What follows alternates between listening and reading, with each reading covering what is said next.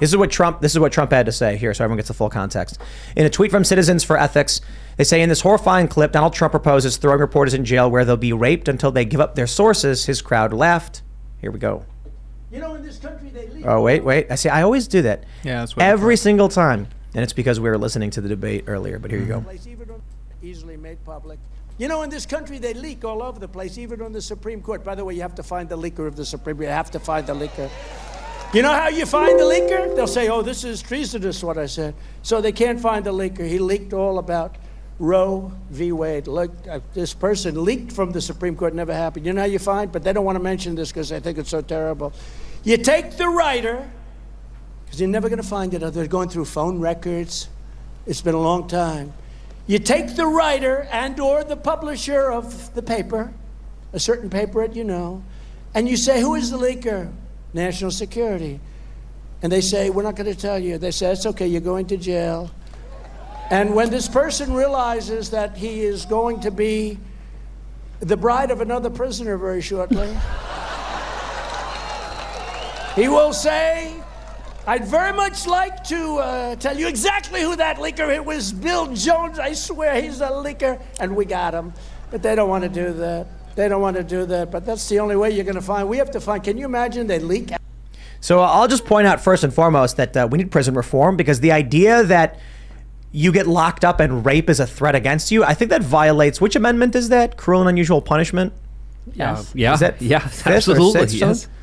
Yeah, I don't know. The idea that in our society it is normal and expected and believed that's the case is like, okay, that's cruel and unusual punishment. Well, if anything, then the leaker should just be charged with treason and then, you know, found to be guilty or not guilty. It would be sedition, not punished treason. Accordingly.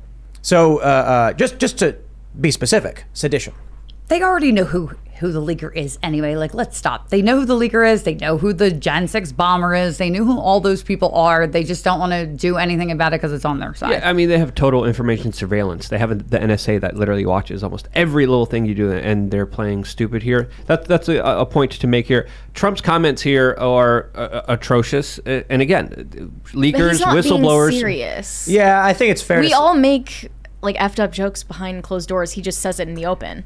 I think that's but the larger point that I was going to make here, as I said, his comments are okay. You can, but his comments are atrocious. I think what this country has done to leakers and whistleblowers is immoral. But when you look at his administration, it was filled with leakers, and he didn't do anything. When you look at the Obama administration, he was very heavy-handed on leakers, threw them in jail, and used the Espionage Act against them. Trump didn't even go that far. But these comments are bombastic. No.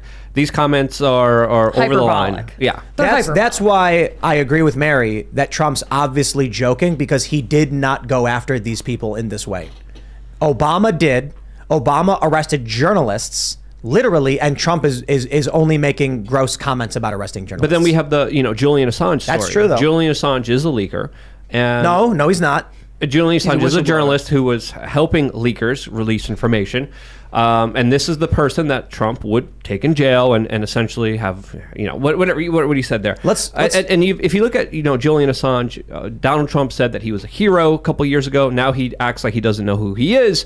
He failed to pardon him. And the reason that he failed to pardon him, according to some sources, according to the information that we've got, was because Julian Assange wouldn't leak who was the source of the information when it came to a lot of the Hillary Clinton emails. And because of that, Donald Trump, and because of the pushing by Jared Kushner and Ivanka Trump, didn't pardon Julian Assange and decided to do Kodak Black.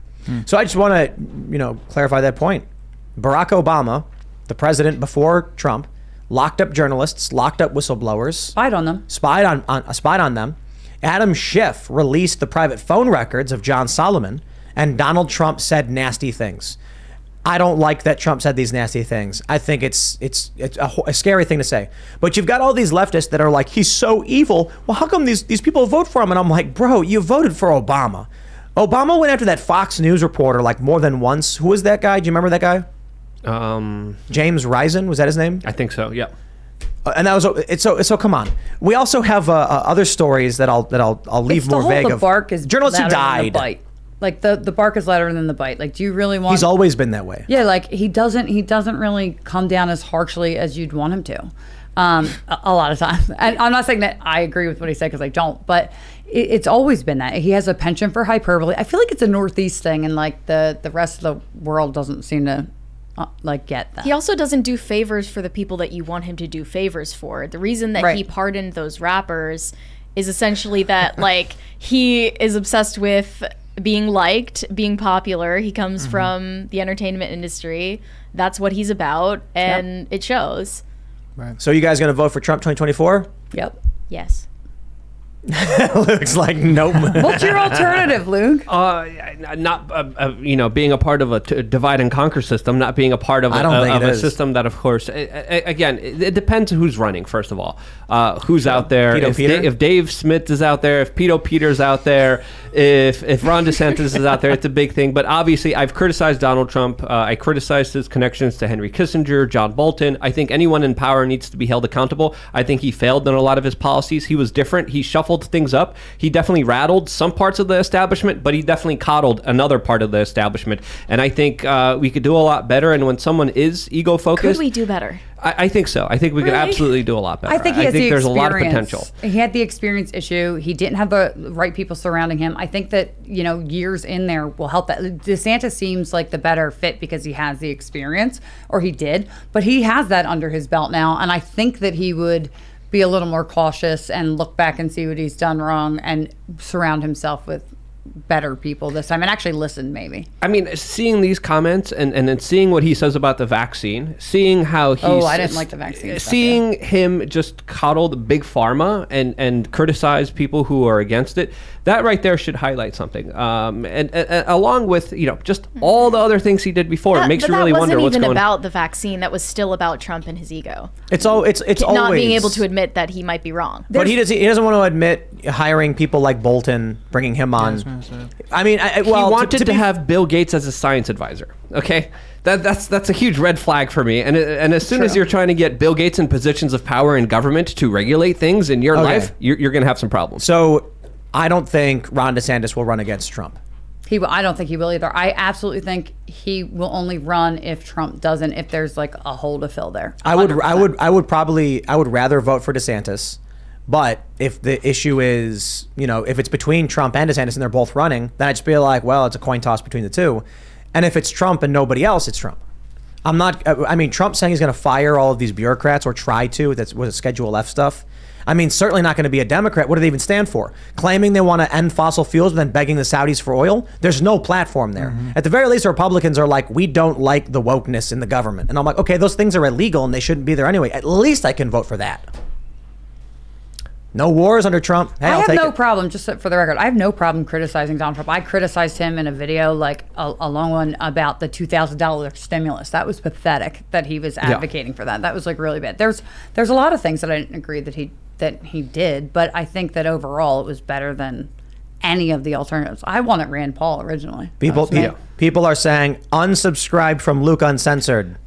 That's fine. That's okay. And I've been expressing these opinions from the very beginning. I'm seeing the comments. I read all the comments all the time. I'm not here. I'm not here just to please people in the comment section. I have my own thoughts, and I'm not here to just go along with the groupthink. And I think it's important to challenge certain narratives. Yes, Ghost Girl, with your little sigh here. It's important to question things. It's important to question anyone in authority, especially when there's so much that you could go back on and you could say, and I don't want to be that person that says, oh, you could just go back and criticize everything. No. It's important to hold people's feet to the fire, including when they do things that actually hurt people. And when the Trump administration brought in the 2 weeks to slow the spread, when they brought in Dr. Fauci, when they brought in Operation Fast Warp Speed, they caused a lot of irrevocable damage to society, to this country. When they started handing out checks to random individuals, that's a problem right there. All right. And if you're not willing to hold your own party accountable, you're not willing to be the best party that there could be. And yes, other parties, absolute crap, but I don't want to choose between one piece of dog crap and another piece of horse crap. But that's just me personally. Right, but hold on right now. Between the two of you, what Lisa is saying is Trump made a lot of mistakes. I agree with you, but I think he's learned from those, and he's expressed that he has. And you're saying he made mistakes, therefore he's irredeemable. No, I don't think he redeemed himself on those mistakes. If he comes forward and says, hey guys, maybe putting Fauci in power, maybe doing Operation Warp Speed. Well, Fauci was already there. He could have fired him. What is Trump saying right now about the vaccine? That's an important aspect here, right? That plays along into a lot of different things. And what he's saying right now, I can't even mention here probably on this show, but there should be a larger debate about that specific issue that should be a warning sign to everyone. Let me ask you guys, do you think the Republicans, if they win every branch, do you think they will ban abortion nationwide?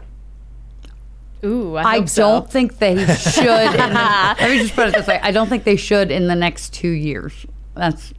Do you think they will in the next 4? 2024. It's November. Well, I don't know what election day is going to fall in November. Donald Trump wins. It's a gap presidency. The Republicans secure the hold on the House, the Senate. They got the Supreme Court 6-3. Trump wins the presidency. And now they have the path cleared before them. Do you think they ban abortion nationwide? 27, 28 possibility, yeah. After those midterms, yep. After those midterms? I don't know, though, because historically, it would be a Democrat flip, so they have to do it before. It's actually more only historically a Democrat flip when there's a Democrat president. Thanks for checking out this segment from the Timcast IRL podcast. But if you want to check out the full show live, tune in Monday through Friday at 8 p.m. And if you want more special access content, head over to timcast.com and become a member. Your membership helps sustain this company, keep our journalists employed, makes this show happen, and you will get access to exclusive members-only segments of the Timcast IRL podcast, and there's a massive library to check out. So again, go to timcast.com or tune in Monday through Friday at 8 p.m., and we'll see you all there.